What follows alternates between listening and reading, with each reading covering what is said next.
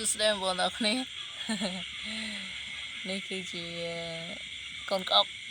ទូចមែនតើបងប្អូនសឹងថាប៉ុនសរសៃសក់ណាតែយើងថាប៉ុនកតុយធូកឯក្បាលរបស់វាហើយនេះដែរគឺជាយប់ទី2បងប្អូនយប់ទី2នៃការបង្កាត់កែបរបស់យើងមិនយប់ទី2យប់ទី3យប់ទី2ព្រោះយើងបង្កាត់មើលយើងបង្កាត់ថ្ងៃអង្គារយប់ថ្ងៃអង្គារយប់ថ្ងៃពុធថ្ងៃនេះយប់ទី3បងប្អូនយប់ទី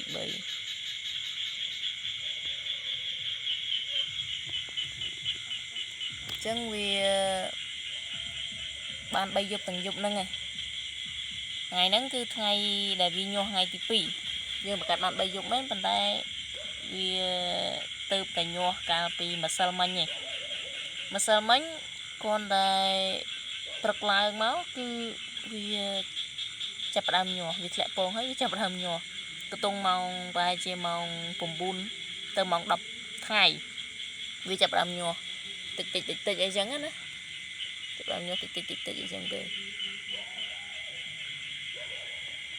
រហូតមកដល់បច្ចុប្បន្ននេះគឺយប់ថ្ងៃទី3អាចថាថ្ងៃដែលញាស់ថ្ងៃទី2វាជាថ្ងៃទី2វាចាប់ផ្ដើមញាស់បងប្អូនឃើញក្នុងវីដេអូហ្នឹងណាប្រុយកាត់មុខហ្នឹងមកហើយជាខ្ទង់ 2000-3000 កូនឯទៀតហ្នឹងញ៉ាបើសិនជានៅទូចចេះជាទូចចេះប្រហែលជាចូល70000កូនណាមកតង់ព្រោះតង់ហ្នឹងទំហំវា6x4ទំហំគុណ6x4ប៉ុន្តែគាត់ថាពេលយើងធ្វើតង់ហើយវាមិនបានប៉ុណ្ណឹងទាំងអស់ទេចូល10000កូនទេប៉ុន្តែពេលវាធំតិចវាខាំគ្នាវាខាំគ្នាស៊ីគ្នាអញ្ចឹងខាំគ្នាស៊ីគ្នាខ្ញុំជឿតែធ្វើវីដេអូទៅបងប្អូនព្រោះមានបងប្អូនមួយចំនួនគាត់អត់ចេះបង្កាត់ដូចខ្ញុំចឹងខ្ញុំបង្កាត់បានជោគជ័យម្ដងហើយបងប្អូនកាលពីចុងខែ5ចុងខែឧសភាណាឥឡូវខ្ញុំលក់អស់ទៀតហើយកូននៅសល់ប្រហែលជា200កូនខ្ញុំលក់បានជាង2000កូនមកយើងគិតជាលុយមកបានចូលជិត500000ដែរអញ្ចឹងណា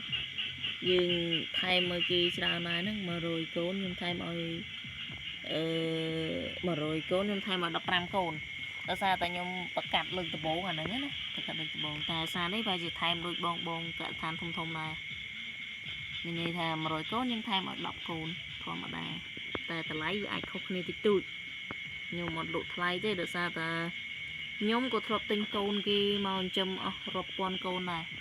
ចូល10000កូនហើយបើខ្ញុំទិញកូនគេមកចិញ្ចឹមគឺទៅតាំងពីខែ6ឆ្នាំ2023ឥឡូវ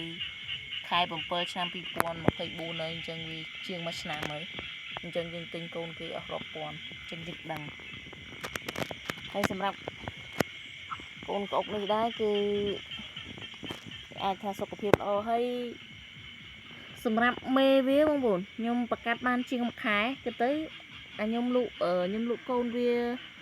ចិត្តអស់ហ្នឹងខ្ទង់2000ជាងកូនហ្នឹងហើយនៅសល់ប្រហែល200ជាងកូនហ្នឹងខ្ញុំប្រកាត់វាកាលពីខែឧសភាហ្នឹងបងប្អូនឥឡូវដល់ពេលខែ7ខែកក្កដាហ្នឹងខ្ញុំប្រកាត់វាម្ដងទៀតនេះអញ្ចឹងកូនវាកើតមកឃើញថាវាល្អមិនដែរយើងរងចាំមើលវាបន្តិចទៀតថាវានឹងយ៉ាងម៉េចវានឹងយ៉ាងម៉ាយើងក៏មិនទាន់ដឹងដែរហើយសម្រាប់បងប្អូនគាត់ចង់ចិញ្ចឹមកែបឬប្រកាត់កែបឬក៏ទិញកូនគេមកអញ្ចឹងខ្ញុំគិតថាអត់ពិបាកទេបងប្អូនបើវាងាប់ក៏មិនដឹងធ្វើម៉េចទេដូចខ្ញុំទិញកូនត្រីកាបគេ5គីឡូអស់ជិត200,000ងាប់ចិត្តអស់ហើយងាប់ចិត្តអស់ស្ដាយលុយដែរហ្នឹងប៉ុន្តែយើងសាក់លបងចាំវារស់អត់បកងកាធាខ្ញុំសាក់លបងអស់ហើយបងប្អូនកែបត្រីហ្នឹងតែអាចថាជោគជ័យប្រកាត់ចេញកូនហ្នឹងគឺកែបនឹងឯងគឺមាននឹងកែបហ្នឹងតែយើងមើលទៅមុខទៀតនឹងយើងអាចធ្វើអីបានទៀតទេតែយើងព្យាយាមបងប្អូនគាត់តែចិញ្ចឹមមកទុកហូបអីខ្ញុំគិតថាវាជួយសម្រួល ជីវភាពបងប្អូនចាំបាច់មែនទែនជួយសម្រួលច្រើនណាចឹងបងប្អូនគុំទៅគិតច្រើនបើចង់ចិញ្ចឹមយើងចិញ្ចឹមទៅប៉ុន្តែខ្ញុំ support ចេះបើចង់ចិញ្ចឹមគឺចិញ្ចឹមពេលបងប្អូនកំពុងធ្វើការសល់ពេល1ម៉ោង2ម៉ោងអូម៉ាថាទៅធ្វើការពេលព្រឹកមុនទៅធ្វើការដាក់ចំណីមកវិញធ្វើការដាក់ចំណីឬ